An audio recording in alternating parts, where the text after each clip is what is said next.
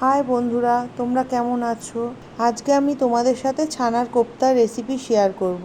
আর সেটা পরোটা বা রুটির সাথে খেতে খুবই ভালো লাগে। বন্ধুরা, আজকে আমি ছানার কোপ্তা বানাবো। দেখো আমি কি করে ছানার কোপ্তা বানাই সেই রেসিপিটা শেয়ার করছি। প্রথমে দুধটাকে ছানা বের করে নিলাম লেবু দিয়ে। আর সেই লেবুটা আমাদের গাছের লেবুই ছিল।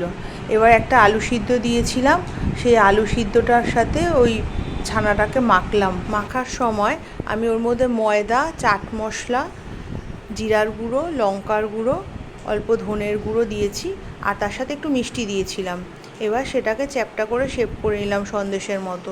তার মধ্যে ময়দা ছিটিয়ে রাখলাম যাতে একটার সাথে একটা না লেগে যায়। এবার এই কোপ্তার জন্য মশলা করলাম, কাজু বাদাম, কিশমিশ, আদা আর টমেটো দিয়ে পেস্ট করলাম। এই কোপ্তাগুলোকে তেল গরম করে ভেজে নিলাম। এবার সেই তেলের মধ্যে জিরা ফোড়ন দিলাম, ডুমো করে কেটে রাখা আলুগুলোকে নুন হলুদ দিয়ে ভেজে নিলাম।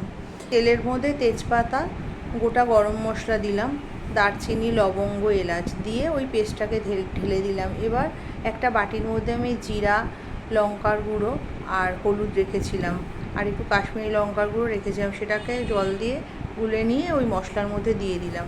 মশলাটা কষাতে কষাতে আলুগুলোকে ছেড়ে দিলাম, আলু দিয়ে আবার মশলাটা কষাতে লাগলাম। যখন মশলাটা দিয়ে তেল বেরিয়ে গেল তখন জল গরম করে দিয়ে দিলাম ওর মধ্যে।